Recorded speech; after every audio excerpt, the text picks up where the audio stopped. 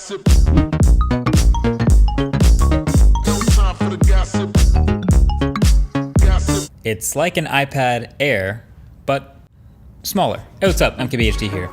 And the iPad Mini has always been so fascinating to me just because I always wonder who buys them and who uses them and what they use them for and why they chose it over other options. Like, I know my dad uses one, but my sister and I got it for him as a gift, so he didn't really choose it, it kind of chose him. But then I see the Pilot with an iPad Mini example constantly. Like, I feel like that's in every iPad Mini keynote, but it turns out that's fairly common for hobby pilots, which is awesome. I've already realized that as a huge fan of the iPad Pro, this isn't for me, but this refresh for 2021 makes it a real option again for a lot of people. So this is my mini review of the new 2021 iPad Mini. So most of what's new here is the design refresh, which is pretty simple. The unibody aluminum, there's 4 new colors, and it gets all the beauty of those squared off sides, which I also think make it easier to hold. And like the iPad Air, you drop the home button, you keep the Touch ID in the form of a power button fingerprint reader combo up top. It adds USB Type-C at the bottom, thank you very much. And this is actually the first iPad Mini with a camera bump that now houses that new 12 megapixel camera on the back. The only real quirk though is the volume buttons, which are now also at the top. Seemed questionable at first, but then you realize this new iPad Mini has 2nd generation Apple Pencil support, and that slaps right onto the side magnetically. And the Pencil is literally the size of the entire side of the tablet, so there's no room for volume buttons over there where they usually are. So they put them on the top. And I got used to that pretty fast anyway, mostly because I find myself using it in landscape all the time. All that being said, it's the smaller form factor to give you an 8.3 inch display that you can hold in one hand, that you can fit in smaller bags, put in smaller places, and take with you more easily. These bezels look kind of big at first, but then as soon as you start using it, you quickly realize this is about as small as bezels on a tablet can be to give yourself something to hold with your fingers before you start touching the screen. So this is the same size bezels as iPad Air and iPad Pro, just with a smaller screen. And that screen is fine.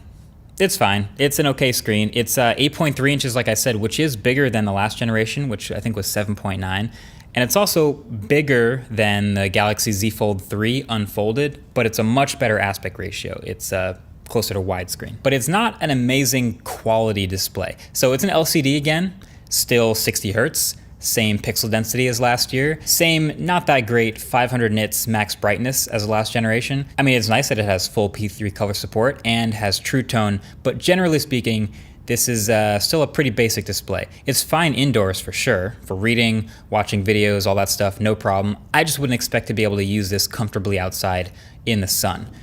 This one's got cellular antenna lines, as you can see, so it is a cellular model that now supports 5G, but just so you know, no millimeter wave 5G on the iPad Mini, which honestly is not a big deal. It's useless for most people in most places, but if you were trying to use it on one of those hotspots, Mini won't support it. But honestly, that's probably kind of a good thing considering the battery life. Probably the worst thing about the iPad Mini as tested is the Mini battery.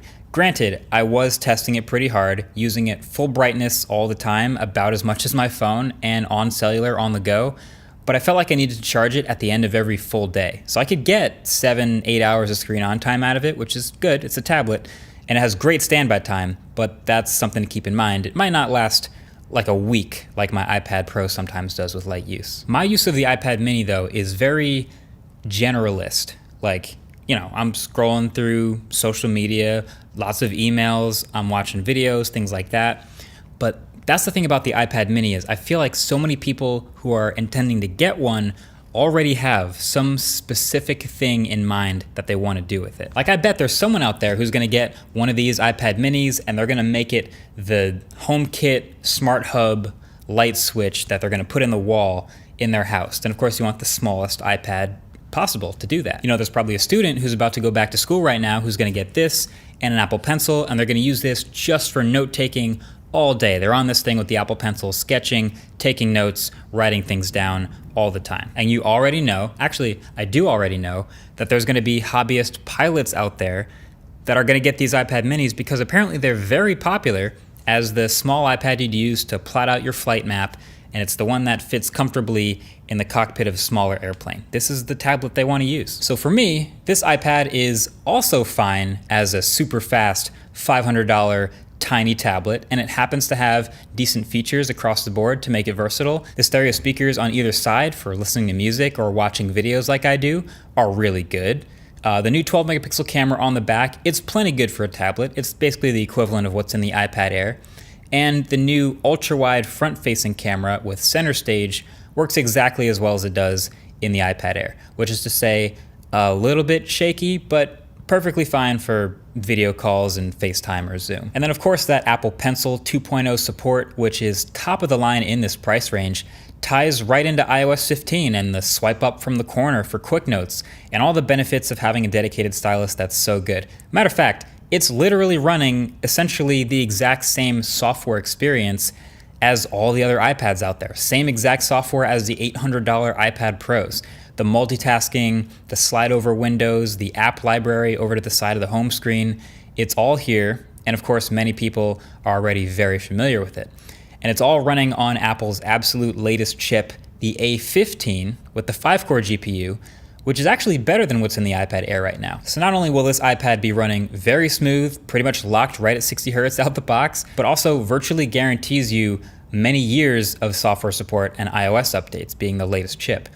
The one thing that's kind of annoying in this software here seems to be all this padding around the home screen icons. So the whole UI is like a little more compressed than I remember inside of even those bezels.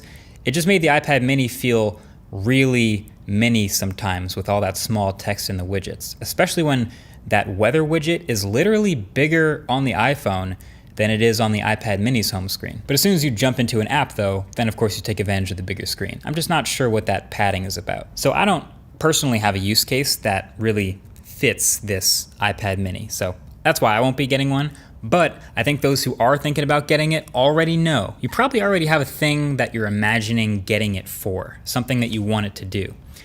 And so for that, I would encourage you to think about whether or not the new 9th gen baseline iPad might actually be better for that, because it's $170 cheaper and has a bigger screen. But of course, it's a different type of tablet, and if you're after the mini, then yeah, it's pretty good. Oh, but it starts at 64 gigs, so maybe you can consider that a weakness of this. If you want to upgrade, there's only one other spec. It's the 256 gig, which is $150 more. So at that point, you're playing in a different price range, but the baseline, 64 gigs, $499. If that's all the storage you need, this one's a go. But yeah, you know what would speak to me, just selfishly and maybe a little off topic? I was imagining like an iPad mini Pro, or maybe it would be an iPad Pro mini. But you know what I mean? Like a tablet this size with a nice 120 hertz display.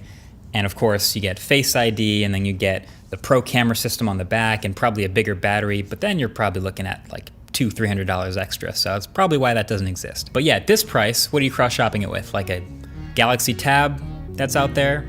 You could be looking at a Surface Go, or maybe you're looking at like the new Kindle that just came out with wireless charging, something like that. All of these have different specific use cases in mind. This being the most versatile of the bunch, definitely worth a look. It's the iPad mini. So yeah, know your use case. That's the advice I got for you today. That's been it. Thanks for watching. Catch you guys in the next one. Peace.